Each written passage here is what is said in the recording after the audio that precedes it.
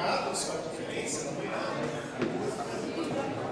Vai ter bastante assunto nos corredores, né? Mas enfim. Eu agradeço primeiramente pela presença de todos e todas aqui, uma sala cheia, isso também é bom, né, para a nossa conversa.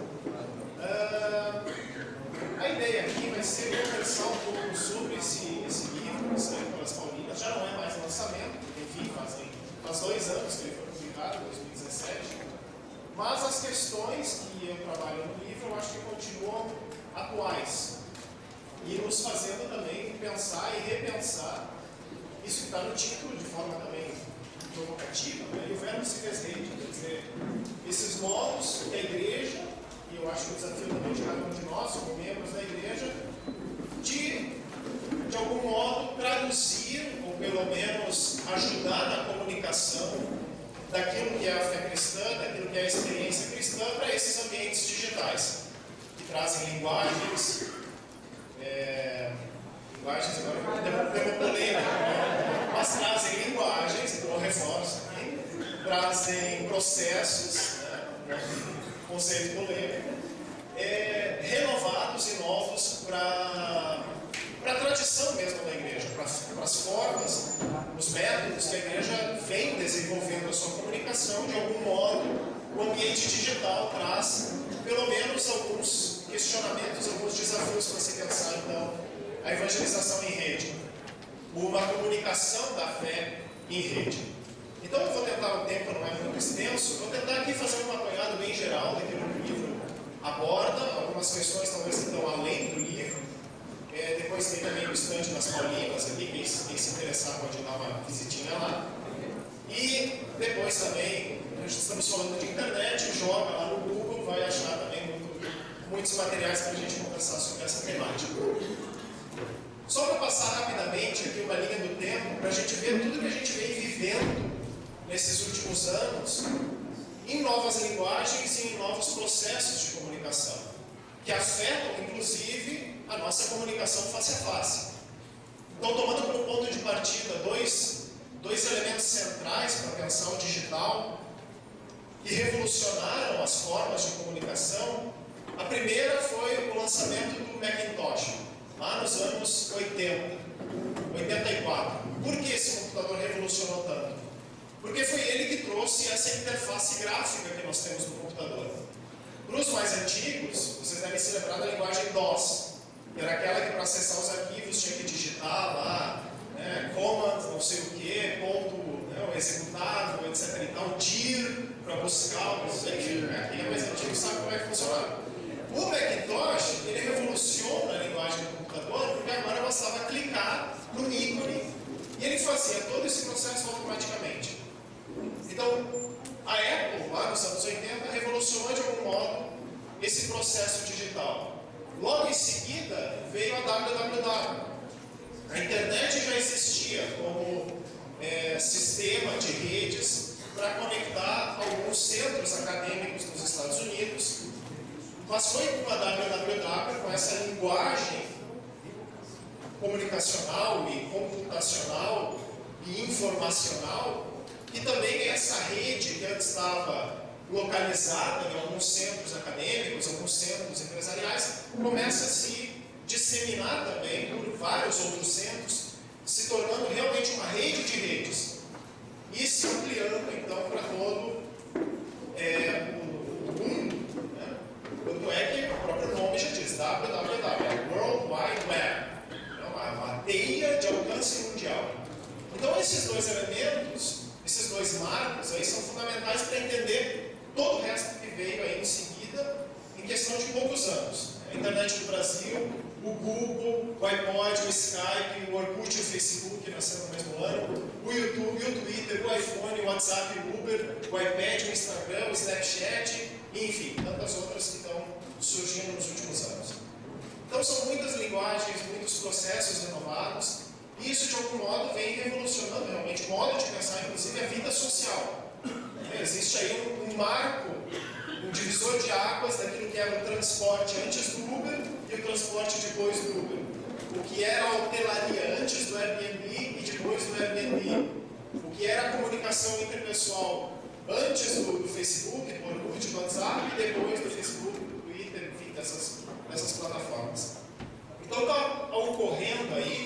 uma coisa que uma autora dos Estados Unidos vai chamar, relacionando com aquilo que acontece com as igrejas, de reforma digital. É um conceito de uma pesquisadora lá da Universidade de Santa Clara, dos Estados Unidos, e ela vai fazer um paralelo com a reforma histórica. Ela vai dizer que na época de Lutero desencadeou uma reforma a partir de dentro da igreja, mas que mudou todo o cenário social e cultural da Europa da época.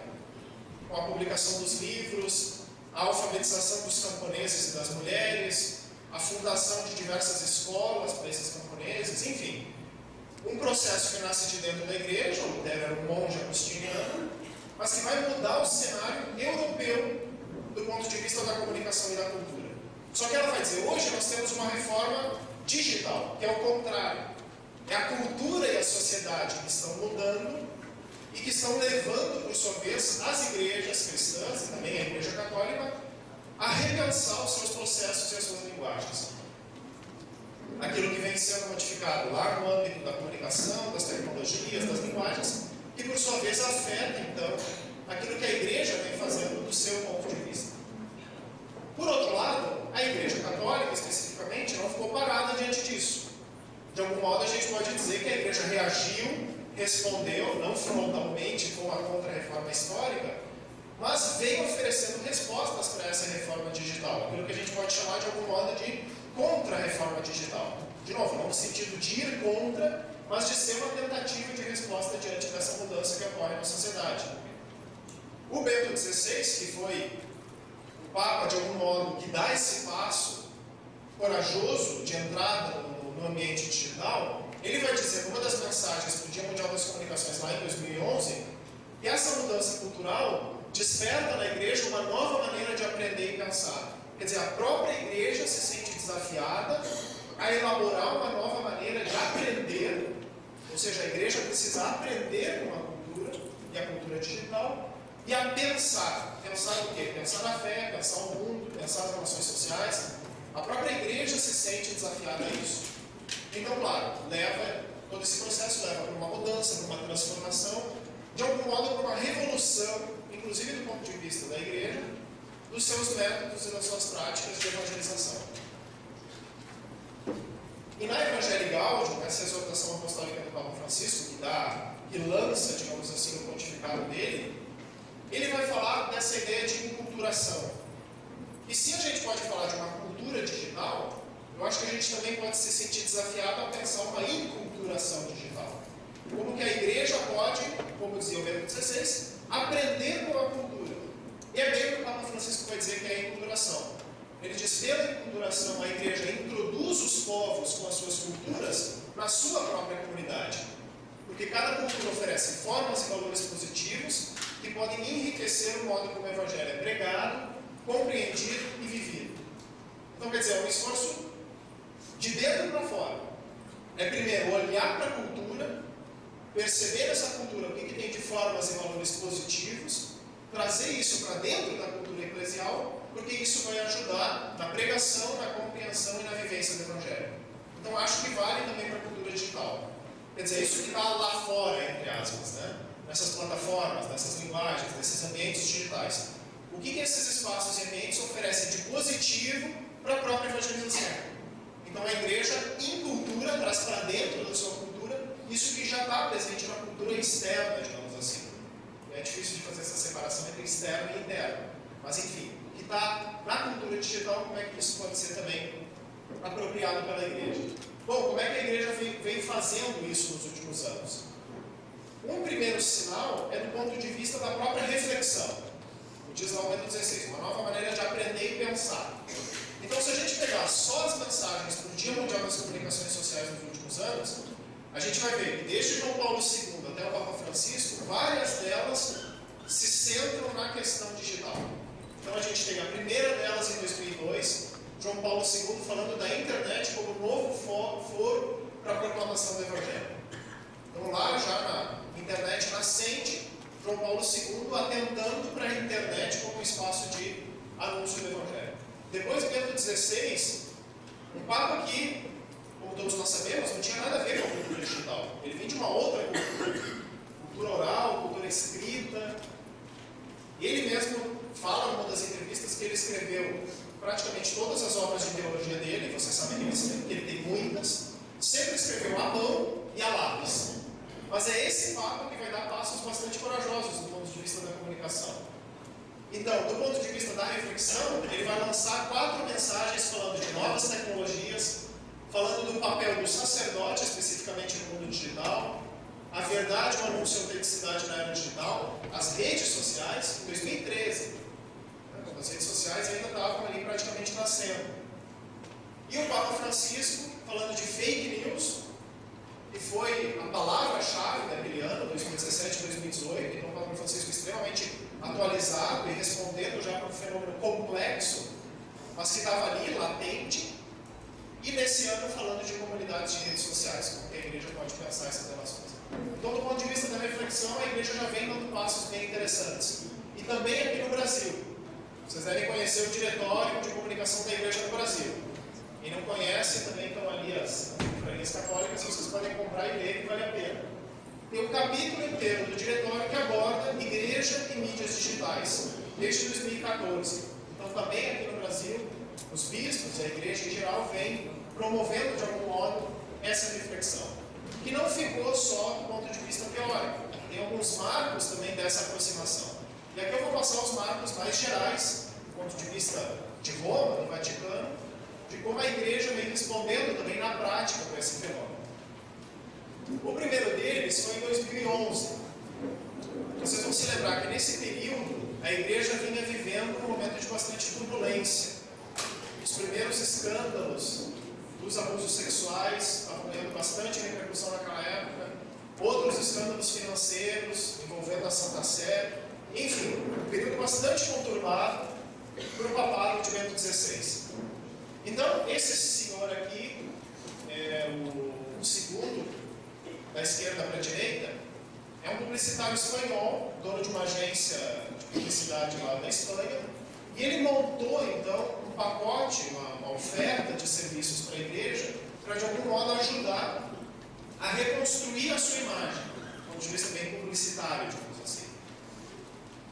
Então ele lançou todo um pacote de serviços, que foi na época aquele site, o portal news.va, já não existe mais hoje, mas na época foi uma tentativa de centralizar de algum modo as informações para que os jornalistas externos pudessem encontrar a informação mais oficial, digamos assim, da igreja sobre esses escândalos, sobre os passos que a igreja estava dando para responder a isso, porque antes era o Jornal do Vaticano indo por um caminho, a Rádio Vaticano indo por outro caminho, o Centro Televisivo do Vaticano indo por outro caminho, vários outros sites e agências católicas fazendo coberturas independentes. Então os jornalistas pensavam, tá, mas para quem que a gente recorre? Onde é que está a informação oficial da igreja?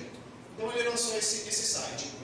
E esse momento aqui foi o primeiro tweet papal da história, que é quando Bento XVI, para lançar esse portal, ele clica nesse tablet aí, pressiona o botão do tablet e lança o primeiro tweet pontifício, vinculado com essa conta do news.va. Então foi de algum modo, quando teve foto, teve vídeo desse momento, porque era um marco histórico, assim como a gente tem a primeira imagem fotográfica de um Papa, a primeira voz de um Papa gravada, a primeira imagem em movimento de um Papa. Né? A gente tem esses marcos históricos, então a gente tem também o primeiro tweet de um Papa, que foi em 2011. No ano seguinte, então, Bento XVI lança a sua conta pessoal no Twitter. Então esse também é um marco histórico bastante significativo, porque ao longo da história da igreja, a gente sempre teve mídias que falavam do Papa.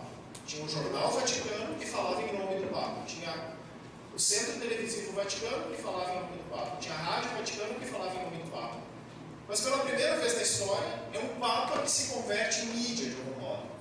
Bento XVI que pessoalmente entra no Twitter com uma conta que leva o seu nome, Bento XVI. Mesmo que o nome de usuário seja genérico, que é o Pontifex, que continua sendo usado pelo Papa Francisco, mas quem falava no Twitter não era um jornal, não era uma TV, não era um rádio, era o Papa em pessoa, que assinava, digamos assim, essas suas mensagens para os milhões de seguidores que ele conseguiu congregar nesse tempo que ele permaneceu no Twitter. Para o lançamento do Twitter também, no final de uma audiência, lá na Sala Paulo VI, teve quase um momento no centro do palco, coloca o tablet sobre a mesa e o Papa faz ali esse processo quase de eucaristia comunicacional, transformando então aqueles dígitos numa mensagem que chega para os seus milhões de seguidores. Então aqui a gente tem a primeira conta pessoal de um Papa e o primeiro tweet então enviado por essa conta pessoal. E o que o Papa dizia nesse primeiro tweet? Aqui está a versão em inglês. Queridos amigos, estou muito feliz de entrar em contato com vocês pelo Twitter. Obrigado pela sua resposta generosa. Eu abençoo a todos vocês do meu coração. Então é interessante que o Papa está no Twitter, quer dizer, tem ali seguidores católicos, seguidores cristãos, mas também tem seguidores não católicos, tem seguidores anticatólicos. Mas a linguagem do Papa é justamente nesse sentido de criar de alguma forma uma comunidade. Queridos amigos, sejam quem vocês forem. E ao mesmo tempo envia sua bênção via Twitter. Então, claro, tem uma certa mudança aqui, uma transformação também de algum ponto de vista dessa prática da igreja de se comunicar com as pessoas, de promover uma certa experiência religiosa com a bênção. Então isso vem sendo também modificado, digamos assim, a partir dessas linguagens digitais. Mas sempre nessa tentativa de aproximar a igreja da cultura, de promover esse diálogo fé e cultura, como se costuma dizer na tradição da igreja. Então foi um passo bastante corajoso do Bento XVI. E ele agradece a resposta generosa, mas no fundo não foi uma resposta muito generosa assim. Porque a conta foi criada no dia 3 de dezembro, já existia a conta. Só que esse tweet foi enviado no dia 12. Nesses 9 dias, imagine, o Twitter fervilhou de mensagens sobre o Papa, mesmo que o Papa não tinha escrito nada. E foram mensagens, muitas delas, extremamente agressivas, extremamente antipapistas, papais. Né? Mas mesmo assim o Papa agradece, se colocando aí, de certo ponto de vista, em diálogo. A tentativa desse diálogo, que certamente não foi nada fácil naquele período. Hoje, com o Papa Francisco, é feita uma pesquisa que se chama Twitlomacy, a diplomacia do Twitter. Então eles acompanham as principais lideranças políticas, religiosas, sociais do mundo, para ver quais delas têm mais impacto no Twitter. E o Papa Francisco hoje, ele é o segundo líder mundial mais seguido no Twitter. Ele só é vencido pelo Donald Trump, a conta oficial do governo americano, do presidente americano, que é a mais seguida. Mas o Papa Francisco está em segundo lugar. Então, para vocês verem a importância disso que parecia só uma brincadeira, mas o impacto que isso tem do ponto de vista social. Um tweet do Papa tem um peso muito significativo na sociedade mundial, do ponto de vista até da própria diplomacia, da relação entre os estados, da relação entre as religiões. Então é realmente algo bastante significativo desse ponto de vista. Depois, alguns outros marcos aqui, só para a gente ilustrar. Teve o The Pope App, que já não existe mais, ou se existe também precário, mas que era bem interessante. O slogan era o Papa no seu bolso. Porque a ideia era essa, aproximar cada vez mais a igreja, a pessoa do Papa, as informações sobre a igreja das pessoas. Então isso lá em 2013 ainda. Para as questões digitais parece que já faz séculos, né? De tanto evoluiu isso. Mas então foi um marco bastante significativo, um aplicativo que as pessoas recebiam ali os discursos do Papa, as catequeses, as mensagens, as notícias diretamente nesse aplicativo. No mesmo ano, com a eleição do Papa Francisco, teve também um início de transformação do ponto de vista dos próprios processos comunicacionais da igreja. Não só do ponto de vista de mensagens enviadas, mas inclusive do modo de pensar a vida eclesial. Então, quando o Papa Francisco lançou aquela ideia dos sínodos sobre a família, ele lançou junto um questionário, que vocês vão se lembrar. E já era sempre nessa ideia da sinodalidade, de ouvir as igrejas locais, de fazer com que elas participassem do processo do sínodo. E junto com isso, o Papa lança esse questionário, que foi divulgado no site do Vaticano, aproveitando também dessa linguagem digital. Então, cada igreja local, dos vários países, das várias conferências episcopais, podiam retornar as respostas também via e-mail, via site do Vaticano, via os contatos digitais. Mas foi interessante essa tentativa, com seus acertos, seus erros, suas limitações, mas de trazer a cultura digital, inclusive, para esse processo mais amplo que é o sínodo. como usar a rede digital para alimentar um processo de reflexão da própria igreja, aproveitando dessa riqueza. Isso, um primeiro passo em 2013. Depois vai aparecer o último sino dos jovens, como isso evoluiu também ao longo do tempo. Depois, a primeira videoconferência digital de um Papa, que foi essa conversa do Papa Francisco no Google Hangout, que é o Skype do Google, em 2014, com crianças, estudantes de várias regiões do mundo, por causa de uma ONG da qual ele fazia parte lá em Buenos Aires, que promovia bons valores junto com as crianças das escolas. Não é uma ONG católica, é uma ONG que trabalha com escolas diversas. O nome é escolas com SCH.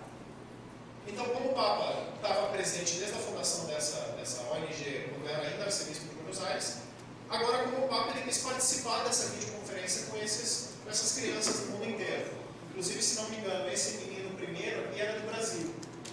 Então, imagine o impacto para essas crianças de poder ter esse tete-a-tete com ninguém menos do que o Papa. Foi uma conversa relativamente longa, foi quase uma hora de conversa.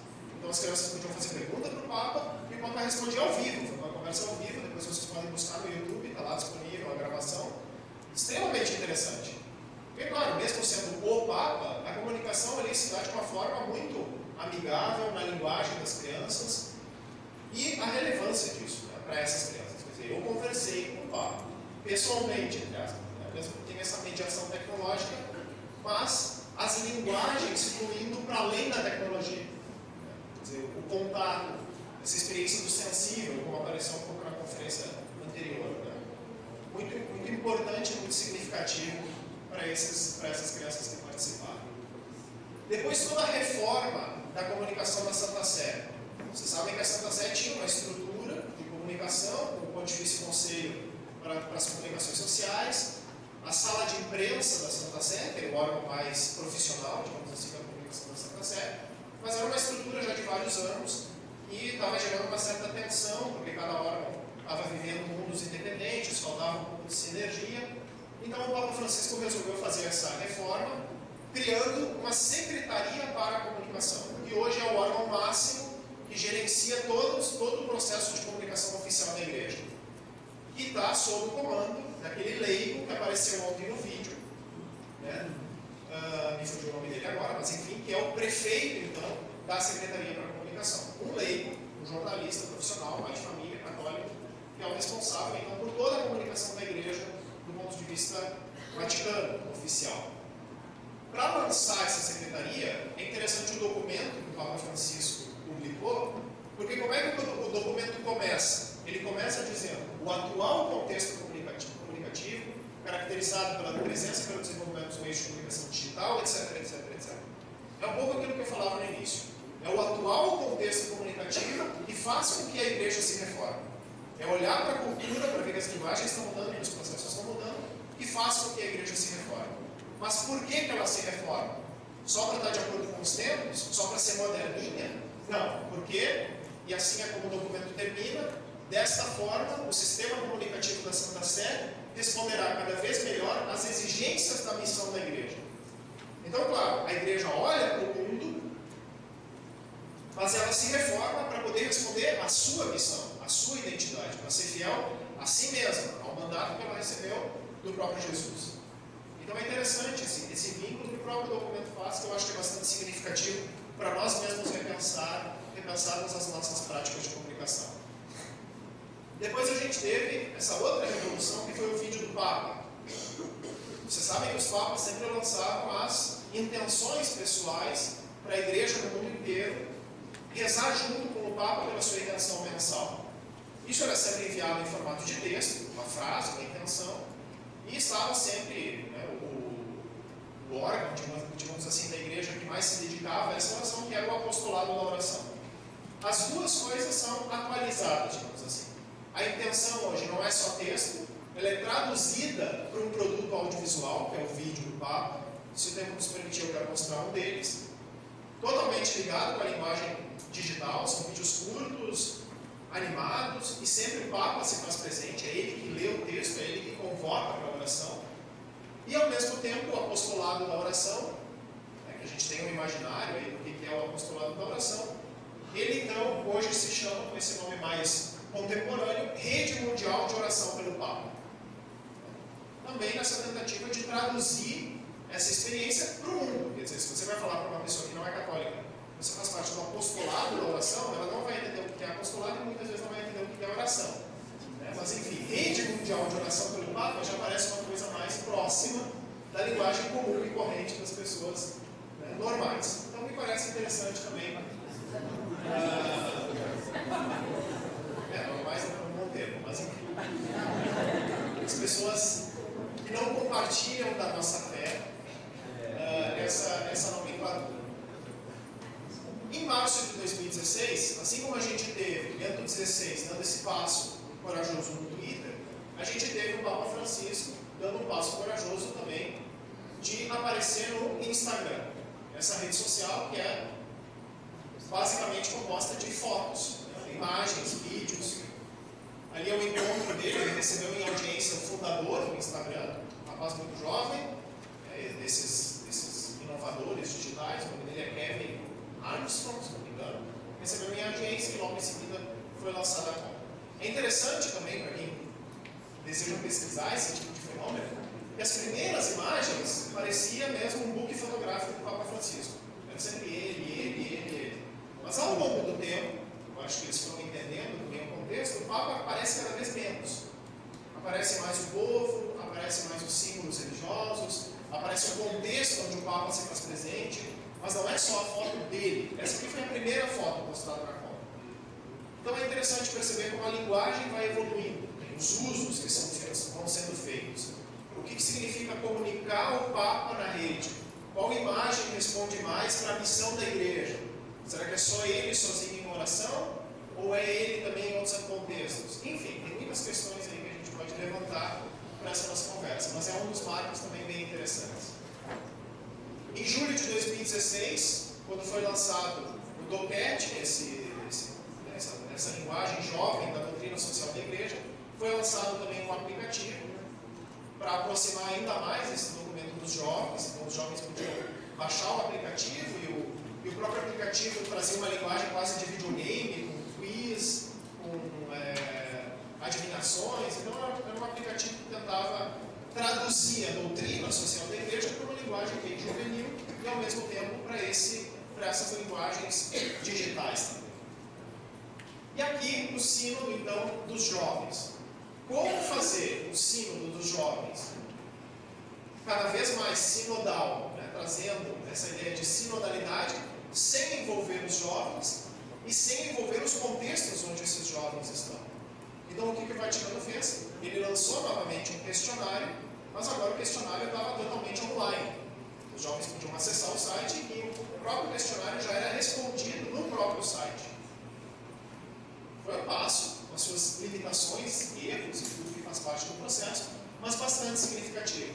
E ao mesmo tempo lançaram essa hashtag Sínodo 2018 para que os jovens pudessem falar sobre o sínodo, falar sobre as temáticas do sínodo, mas publicando isso nas redes.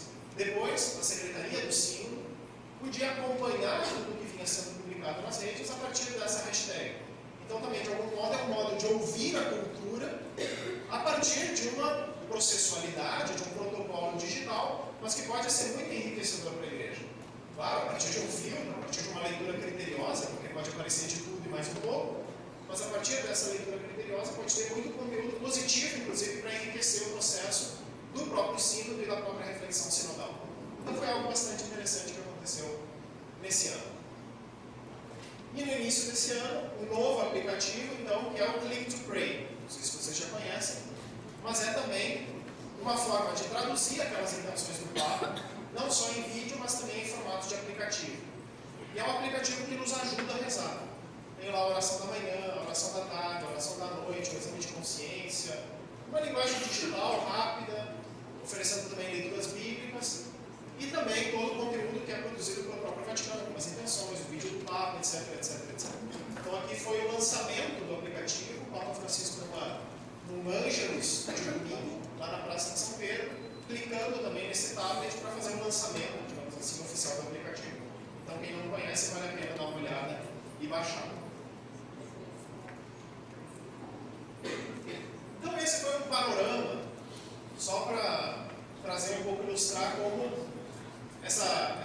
tradução da fé cristã católica para a rede já vem em um longo processo. Podia trazer vários outros exemplos, inclusive mais locais aqui no Brasil. Entrando especificamente nos conteúdos do livro, para quem está interessado em ler ou pesquisar a respeito, esse aqui eu vou passar porque já está um pouco avançado no horário. O que eu fiz, então, em termos de pesquisa? Eu analisei 4 casos dessa tradução aí da igreja. Depois de fazer esse resgate histórico de como a igreja vem fazendo essa aproximação com a cultura digital, eu analisei 4 casos principais. O primeiro deles, obviamente, a conta Pontifex, a conta do Papa no Twitter. O que significa isso? Termos um Papa twitteiro. O que isso muda para a fé cristã? O que isso transforma, de algum ponto de vista, a tradição da igreja ou não? Que desafios isso traz? Então, foi um dos objetos analisados.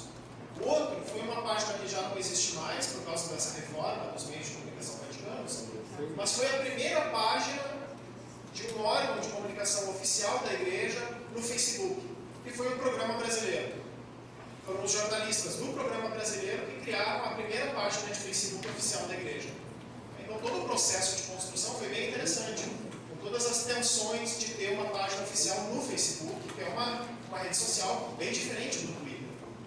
Gera muito mais problemas, muito mais embates, é um problema do ponto de vista institucional. Então, a construção desse caso, dessa página, é bem interessante. Vale a pena, quem trabalha com órgãos institucionais, pode ter ali elementos bem legais. Um outro que foi o projeto Jovens Conectados.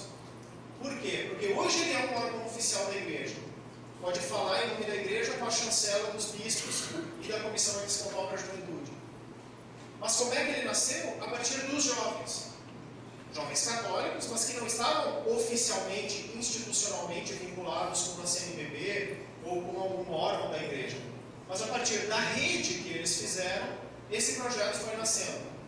E gerou, então, Jovens Conectados, que hoje tem a chancela da CNBB. Então, quer dizer, é um processo que nasce das bases, digamos assim, e vai alcançando esse status de oficialidade, de institucionalidade. Então, também é um caso bem interessante. Brasileiro, né, de jovens aqui do Brasil, muitas vezes que não se conheciam só pelas redes, mas foram fazendo esse trabalho de tradução da fé para a linguagem juvenil e digital. E o último caso, que é bastante delicado, que é um grupo de católicos que tenta acompanhar pessoas que vivem dúvidas e problemáticas de gênero. Se chama diversidade católica.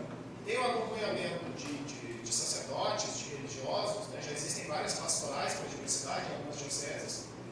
E esse grupo ele tenta fazer essa aproximação para esses públicos católicos que vivem essas experiências de sexualidade, digamos assim, homossexuais, gays, lésbicas, transexuais, mas que querem viver a sua fé e, digamos assim, precisam de algum modo ser acompanhados nesse caminho a partir dessa sua realidade pessoal. Então é um grupo bastante interessante que aprofunda essas questões, não é um discurso barato, é um discurso que tenta permanecer fiel à doutrina da igreja, mas ao mesmo tempo indo ao encontro disso que o Papa Francisco chama de periferias existenciais, tentando promover esse diálogo com todos os seus desafios e limites que possa ter. Mas é bem interessante as entrevistas que eu fiz com os membros desse grupo, também dos problemas que eles sofrem dentro e fora da igreja, mas tentando promover esse diálogo, bastante arriscado até, com muitos problemas e desafios. Mas é interessante essa tentativa de abertura, de algum modo, de acolhida também dessas pessoas, sem nenhuma discriminação. Mas, de novo, tentando resguardar a dignidade desses sujeitos e dessas pessoas, promovendo, então, esse diálogo a partir da fé. Para poder entender um pouco esse processo, eu fiz várias entrevistas. Na época, eu fiz uma parte do doutorado lá em Roma, então eu pude ter acesso para os grandes representantes da comunicação vaticana na época, que era o Dom Claudio Mariacelli, uma pessoa fabulosa, que hoje já não está mais, já não existe mais o Pontifício Conselho, então ele não está mais acompanhando a vida da igreja, mas ele trabalhou por muito tempo como núncio apostólico em alguns países aqui da América Latina. Uma pessoa extremamente esclarecida e iluminada, então tem muitos trechos das entrevistas com ele, muito ricas. E com o Dom Paul Tai, que hoje é arcebispo secretário do Pontifício Conselho. Então tinha o prefeito, que era o Dom Cláudio Mariatelli, e o Dom Contaire. O Dom Contaire, então, extremamente conhecedor das questões comunicacionais, uma reflexão muito de ponta, então vale a pena também conferir. O Tadeusz Jones, que era um leigo que trabalhava também, ele continua até hoje na Secretaria para Comunicação. O Rafael Belincanta, que era jornalista da Rádio Vaticano, foi ele que deu início para essa página, junto com os outros gestores. Hoje ele já não faz mais parte da Santa Sé da Comunicação. O Felipe Rodrigues e a Laila Camila, que são esses jovens que também deram início, de algum modo, para esse projeto dos Jovens Conectados. E a Cristiana Serra, que é uma psicóloga que acompanha, então, essa diversidade católica. Então, são entrevistas bem ricas para quem quer entender um pouco os desafios da comunicação hoje, nesse ambiente digital. Eu acho que vai ter elementos bem enriquecedores para reflexão. Para quem não se interessa, não gostou, quer ver outras coisas, bom, o livro traz 2 bônus, que é o prefácio, que eu tive a alegria e a honra de contar com um texto escrito pelo padre Antônio Spadaro, talvez muitos de vocês conheçam, que é da revista Civiltà Católica, dos jesuítas de Roma, que acompanha as viagens do Papa hoje, que tem um trânsito bastante forte com vários órgãos não católicos, de aproximação, enfim. Tem livros publicados aqui no Brasil, como Ciberteologia, Quando a Fé se Torna Social, que é justamente pensando a relação da igreja com a cultura digital. Ele é um dos criadores desse conceito ciberteologia, teologia da época das redes. Então ele escreveu o prefácio do livro. E o pós-fácio, para quem transita mais no ambiente acadêmico, foi escrito pelo professor Stuart Hoover, que é da Universidade do Colorado, lá dos Estados Unidos, um dos grandes nomes da pesquisa em comunicação e religião. Não só a religião católica, a religião em geral. Ele é um dos grandes nomes, é diretor de um centro de pesquisa especificamente sobre religião e mídia. Então também o pós-fácio foi escrito para ele, 2 reflexões paralelas ao livro, mas que abrem também horizontes bem vastos para quem se interessa na pesquisa, no estudo desses fenômenos. E eu queria encerrar, talvez abrindo rapidamente para algumas perguntinhas, já que atrasou um pouco no início, para o nosso desafio pessoal, nessa tradução do verbo em rede, o que nós, como comunicadores pessoais e institucionais, podemos fazer para responder também a esses desafios. E aqui eu trago essa ideia de um estilo cristão digital, e baseado numa afirmação do Papa Bento XVI, que na carta do Dia Mundial das Comunicações de 2011, vai dizer: existe um estilo cristão de presença também no mundo digital. Traduz-se numa forma de comunicação honesta, aberta, responsável e respeitadora do outro. Eu acho que esses 4 pontos são fundamentais para pensar qualquer presença da igreja na rede, seja pessoal, de cada um como comunicador católico, seja do ponto de vista institucional, das nossas paróquias, nossas dioceses, nossos movimentos. Uma comunicação que seja honesta, honesta com a verdade, honesta com a realidade, honesta com a própria igreja, com suas limitações e erros e com seus acertos e conquistas, aberta, quer dizer, uma comunicação que precisa ser efetivamente católica, quer dizer, universal, que chegue a todos. Não pode ser uma comunicação sectária, só para os iniciados, só para quem entende a minha linguagem, só para o meu movimento, só para a minha paróquia. Tem que ser responsável, então assumir todos os critérios éticos que já fazem parte do jornalismo, da publicidade, da comunicação em geral, e respeitadora do outro. Acho que isso já apareceu bastante, tanto na minha fala ontem, na fala das irmãs, ao falar da comunicação dos papas. Hoje de manhã apareceu de novo essa ideia de alteridade. Então, o Bento XVI reforçando isso, respeitar o outro, seja ele quem for, mas uma comunicação respeitosa. Aqui eu trago uma foto para chocar um pouco, porque o que vai dizer o Papa Bento XVI? Veja que interessante o que ele diz. Comunicar o Evangelho através das novas mídias significa não só inserir conteúdos declaradamente religiosos nas plataformas, mas também testemunhar com coerência, no próprio perfil digital e no modo de comunicar, escolhas, preferências, juízos que sejam profundamente coerentes com o Evangelho, mesmo quando não se fala explicitamente dele. Dá para entender? Ou seja, comunicar em rede a fé não é só ficar postando fotos do Papa, dos anjos, de Nossa Senhora. Isso tem o seu lugar, mas não é só isso. É muito mais do que isso.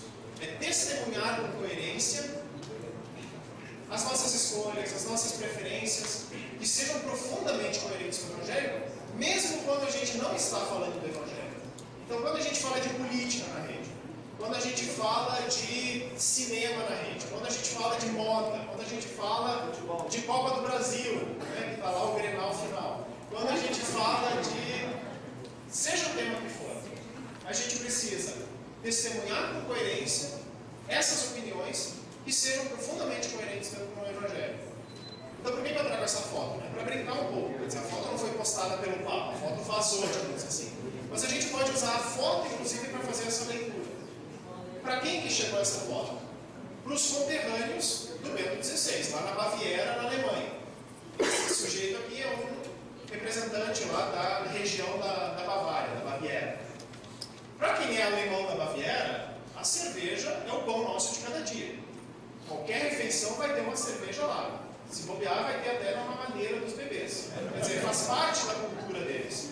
Então, essa foto foi tirada onde? No aniversário de 90 anos do Papa Bento XVI.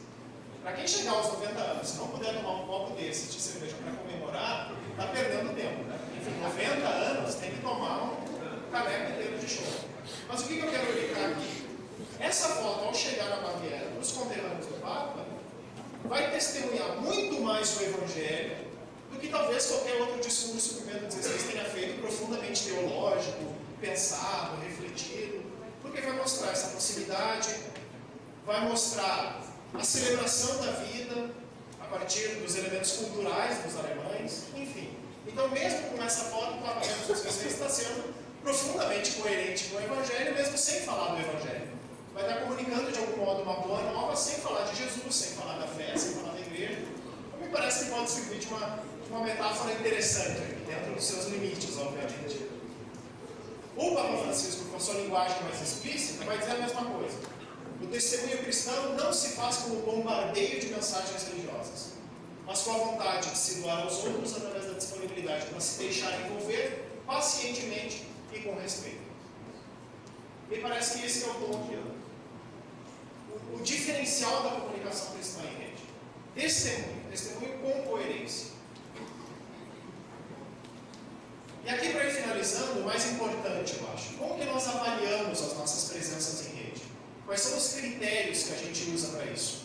O número de visualizações, o número de curtidas, as métricas, o impacto. Quais são os critérios? Me parece que nesse discurso que o Papa Francisco fez para o Brasil, ele está refletindo aqui sobre a celebração de Aparecida, dos 300 anos da estátua, do encontro, lá no Rio Paraíba. O que ele vai dizer aqui? Ele vai usar a metáfora da história dos pescadores que encontram aquela imagem, que pescam e não pescam nenhum peixe, mas lá pelas tantas acham a imagem. E o que ele vai dizer, o Papa Francisco? As redes não se encheram de peixes, transformaram-se em comunidade. Então me parece que aqui tem um critério fundamental. Para que a gente está na rede? Quem é sacerdote, quem é religioso, mais midiático, ou quem é leigo, tem lá o seu canal de YouTube para falar da igreja, seja o que for. Para que nós estamos na rede? Para ser vistos? Para contar visualizações? Para contar curtidas? Para ficar mais famoso? Acho que o Papa Francisco está trazendo um critério fundamental. Não é só para se encher de peixe, digamos assim. É para que essa nossa presença se transforme em comunidade, construa relações, modifique a igreja local, gere mais relação, construa pontes, facilite o diálogo com a cultura onde nós estamos inseridos. Esse que tem que ser o critério fundamental para avaliar as nossas presenças. E aí o Papa pede que Maria, então, transforme essas várias redes da vida de vocês em algo mais significativo, e se envolver como uma comunidade, comunidades que são luz e fermento de uma sociedade mais justa e fraterna. Acho que esse é o nosso papel. Se a gente quer estar na rede, e muitas vezes a gente tem que seguir os padrões, digamos assim, da comunicação digital, a gente ainda assim precisa ter um diferencial. As pessoas precisam olhar para nós, mesmo quando nós não estamos falando do Evangelho, e precisam pensar, opa, tem alguma coisa diferente aí. Essa pessoa comunica de um jeito diferente. Essa instituição, seja paróquia, diocese, colégio, hospital, comunica de um jeito diferente. Não comunica com os outros colégios, não comunica com as outras paróquias, não comunica com os outros hospitais. Tem um diferencial aí. que é justamente o Evangelho, o reino, os nossos critérios mais fundamentais. Mas essa ideia de que a comunicação tem que se transformar em comunidade, gerar relação, gerar rede. Então o tempo está bem estourado, eu acho, né? Ou ainda temos tanto tempo.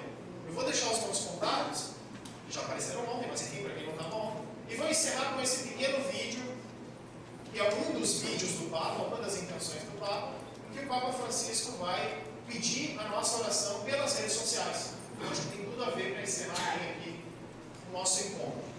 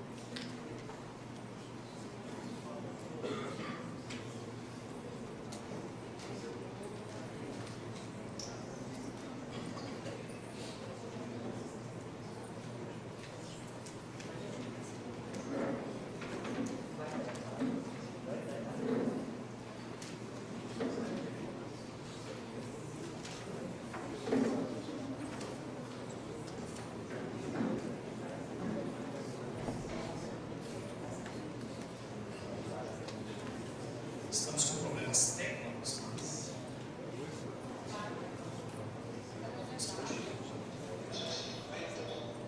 Vou fazer diferente. Vou colocar o microfone aqui, talvez o áudio não fique muito bom, mas assim a gente não atrasa.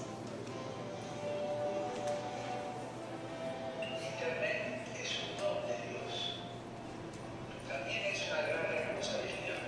La comunicación, sus lugares, sus instrumentos, han traído consigo un alargamiento de los horizontes. Son ensayos para tantas personas. Aprovechemos la posibilidad de encuentro y de solidaridad que ofrecen las redes sociales y que la red digital no sea un lugar de alienación, sea un lugar concreto, un lugar rico de humanidad. Digamos juntos para que las redes sociales no anulen la personalidad de la persona, sino que favorezcan la solidaridad, el respeto del otro y sus diferencias. Deu para ouvir? Então acho que fica como mensagem final e desafio para todos nós, tá bom, pessoal? Muito obrigado, não sei como é que está o tempo, se dá para... Então eu vou abrir para 3 perguntas extremamente rápidas, ou comentários. Quem são os corajosos primeiros? Ali a gente tem um.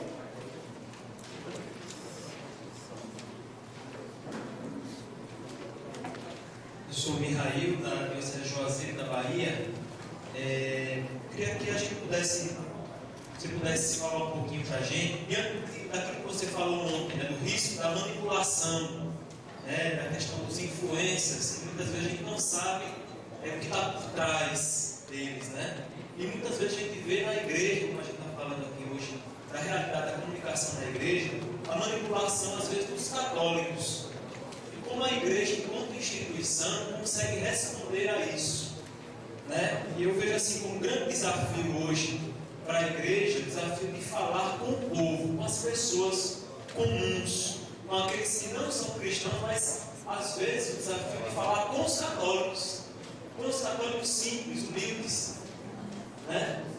Será que nossa comunicação institucional está chegando aos católicos, a nossa comunicação nas redes está chegando às pessoas simples, humildes, ou eles estão se deixando influenciar por esses influências, né? Porque a gente não consegue se comunicar com eles? E uma segunda pergunta seria: ainda há espaço para a comunicação institucional diante desses atores individuais, os influencers? Acho que aqui ele já abrangeu bastante. Então, duas coisas. Eu acho que, em primeiro lugar, a gente precisa também fazer uma meia-culpa. Né? Por que será que esses sujeitos são mais ouvidos do que muitas vezes as nossas lideranças? Sejam elas ordenadas, os religiosos, os outros leigos. Por que esses estão mas é uma pergunta que precisamos mobilizar. Em segundo lugar, eu acho que esse tipo de presença, que é muito prejudicial, embora se digam católicos, são extremamente prejudiciais para tudo isso que nós viemos conversando aqui. Construção de pontes, construção de comunidades. O foco deles é outro, é destruir relações, é discriminar os outros, enfim. Mas acho que isso também pode ser um desafio positivo para nós, do ponto de vista de como é que nós podemos responder a esse tipo de processo a partir de outras linguagens, de outros critérios, e por que não, de outro tipo de youtubers católicos, leigos, religiosos, sacerdotes, mas que partam dos valores do Evangelho mesmo, e não de um catolicismo travestido, mas que no fundo é discriminação, é preconceito, é fechamento, é o anti-diálogo. Então acho que fica um desafio para todos nós. Nós somos a comunicação da igreja, pelo menos uma boa parte dos católicos comunicadores. Então vamos nos desafiar também para ocupar as redes desse ponto de vista. E um outro aspecto que eu acho bem relevante é focar na comunicação local. Eu acho que muitos de nós trabalhamos para jornais pequenos, rádios comunitárias, e isso tem um peso gigantesco. Mesmo que o fulano de tal tenha milhões de visualizações, é lá na comunicação local, é lá no sujeito que essa comunicação vai se aprofundar, vai se adensar. Então aqui também nós, mesmo que a gente não tenha rádio, não tenha jornal, mas a gente tem algum papel de liderança com as nossas comunidades, vamos problematizar esse tipo de questão.